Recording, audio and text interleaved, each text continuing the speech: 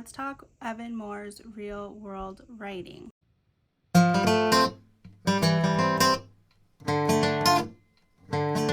If you're new here, hit that subscribe down below. I do all kinds of curriculum videos, reviews, hauls, all that jazz, homeschool life, mom life, you name it, I do it. Hit that subscribe button down below. Let's get into it. So this last third quarter, we started doing real world writing by Evan Moor for ages 8 to 9, as I have a 9-year-old. I actually bought this a while ago and didn't really find the space to fit it in. So I decided, instead of doing some of these character first books that I had purchased, that I wanted to get through this before we aged out of it, or like learned it somewhere else, which we kind of have learned some of it elsewhere, but I will be doing a flip through this at the end of my thoughts. So this goes into journaling, fundraising letter, greeting card, emails, restaurant reviews, blog posts, movie reviews, toy reviews, family tree, pet care directions, bumper stickers, video games, door sign, online messages, yard sign, persuasive letters, billboard, and place directions. So let's just chat, shall we? Okay, so I love that this is entirely in color. The illustrations are beautiful,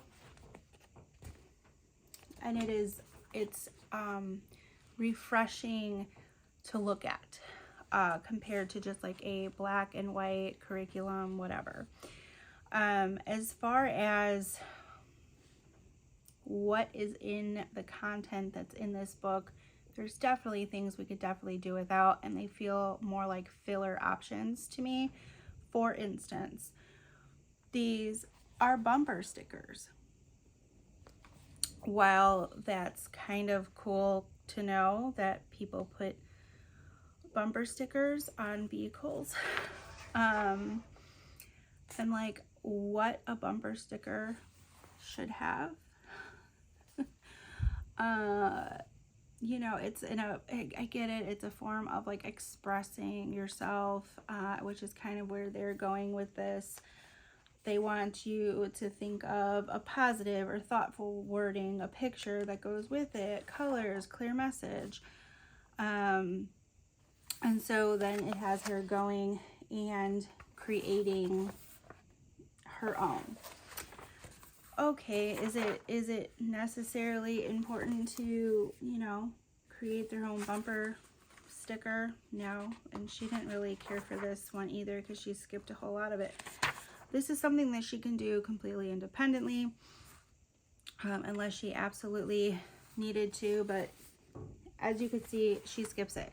So when we go through this, we do one like topic per, like the entire topic per time that we do this, because she knows she doesn't want to be stuck on bumper stickers for 3 weeks.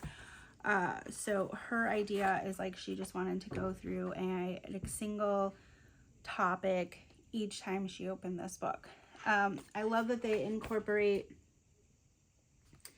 email, because, you know, like email is where it's at. Text message, all of those things. We want it to still come off respectful and appropriate, and know how and what you're doing. So it shows it to you on a laptop form and a phone form, which is awesome because most of us, you know, work out of our phones these days. So that was a great example. It's telling you the subject line matters. So, you know, reading each email message and deciding what the subject for the email should be. That I really do love. I felt like the email one was super, super important. Then it goes into greeting cards, which, you know, not everyone uses a greeting card. Not everyone sends thank you cards anymore. Not everyone sends a card to show their appreciation for things, or just like a checkup on someone, or a birthday card. Not everybody does that, but I don't think it's unimportant to know how to address these things. So I did like that they dived into the greeting card section, okay? We have happy birthdays, we have happy holidays, we have sorries, I miss yous, congrats. And then like what type of things, even making a greeting card. So like what type of things that we would put in our card. And she did make me a card and did this one on her own, which I thought was really cool. So the next one that she'll be getting into actually this coming week is this persuasive letters.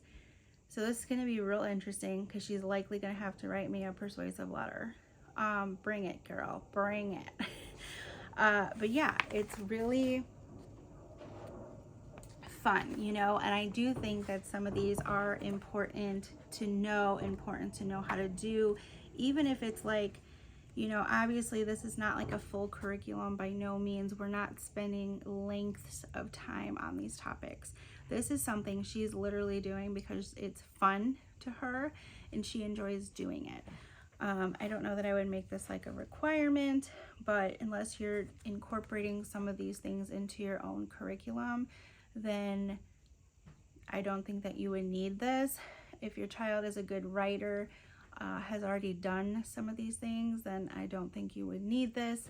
But if you're just starting out and you're wanting to teach your child how to write a persuasive letter without it needing to be sophisticated, you know, like this huge writing process, we are incorporating pictures, we are incorporating what I want, who we want to ask, pictures to persuade. And then some like practice pages of like, hey, changing a rule or planning a playground, asking again, what do you want? What are the things, the list or the order of things in your head that you need to go through to know what you want? And then this like planner guide to plan it out. So while I do, or that we have enjoyed it, we're almost done. I mean, I'm guessing she's going to be done in the next couple weeks. I've tried to like make this last for the rest of the year, but that's, you know, it's fine. We don't need to do that. What I do like is they do have like fun like cutouts for them if they want to utilize. They always have like a well done page after each topic. Congratulations, you're moving on to the next thing. This one's pet care. It's moving on to, you know, what if your pet needs to go to like a daycare or something like that, like what we need to give directions for, and how we organize that, what they should need, how we should care for them. So this one's guiding good directions, what they need to know, different ways to organize, things like that. So again, maybe you don't have a pet. Maybe you don't find it to be important. But like this book is all like real world topics. This one's read my video game ideas, writing to companies and expressing their ideas. We just wrote actually to an author expressing how much we love their books and maybe, you know, asking for some information on some things. So getting her in like the habit of going, I can do this. I can go on their website. I can find their email. I can submit a contact thing like the form on their website. Just getting them comfortable in these situations to utilize these skills, because real world writing is what I kind of like, this whole thing behind what is an education. This is what I mean. Like, this is what an education is all about. Knowing how to do this, knowing how to do it and do it well. Which is also why we incorporate this Evan Moor financial literacy book. I'm doing a whole separate review on this book, but these are those real world aspects that we contribute to our homeschooling journey. We want to make sure that our kids are knowing how to go to a bank, how to use a checking account, how to utilize a credit card, how to balance a book, to know how to pay your bills. These are not necessarily things that are taught in a public school setting that I don't remember learning. These are things that you could be buying throughout, like this is ages 8 to 9. I know they have like another level. I'm not sure how far real world writing goes. Okay, so it has one more level, ages 10 to 11.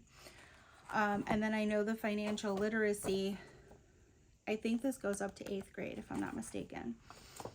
Don't quote me on that, but these are just, it empowers kids to share their voice in different ways. And as much as I think some of this is hokey, I'm not gonna lie, like some of this is hokey, like the bumper sticker thing.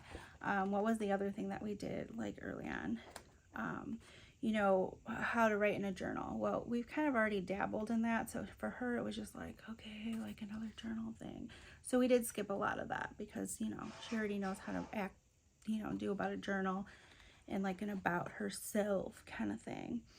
Movie review, like that's kind of cool, it's kind of fun, but is it necessary? No. I mean, not everyone utilizes movie reviews in life, but here we are. But I loved that they went into emails and greetings and persuasive letters and how to demonstrate how to leave directions for somebody who might be caring for your pets or caring for your house. So lots of things that you can kind of use as surface level and like dive in as deep as you really want to go. Will I probably be repurchasing this for the 10 to 11 level? No. I think we can take these concepts and run with it as we go, and not necessarily need to do like a whole other like workbook on it. So those are just my thoughts. It has served its purpose. It has taught her some things, and it has given her a generalized idea. When she had her birthday, she was able to write out her thank you cards and get those thank you cards out to people. It gave her more or less the creativity in her brain to utilize what she's learned.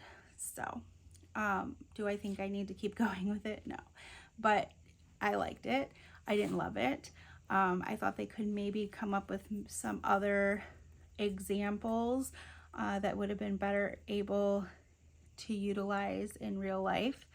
But otherwise, I mean, I wouldn't knock it. I would not recommend it. I do think it's a very cool workbook. It just depends on what you would utilize it for. But think of at least the concept and go from there, because these are still concepts that you should be teaching your child. Do you have to teach it from an Evan Moor workbook? No, but just make sure you're touching your bases.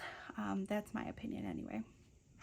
I'm going to flip this camera around, show you a very, very, very quick flip through, and then I will see you in my next video. Let me know, have you utilized this? Have you heard of this?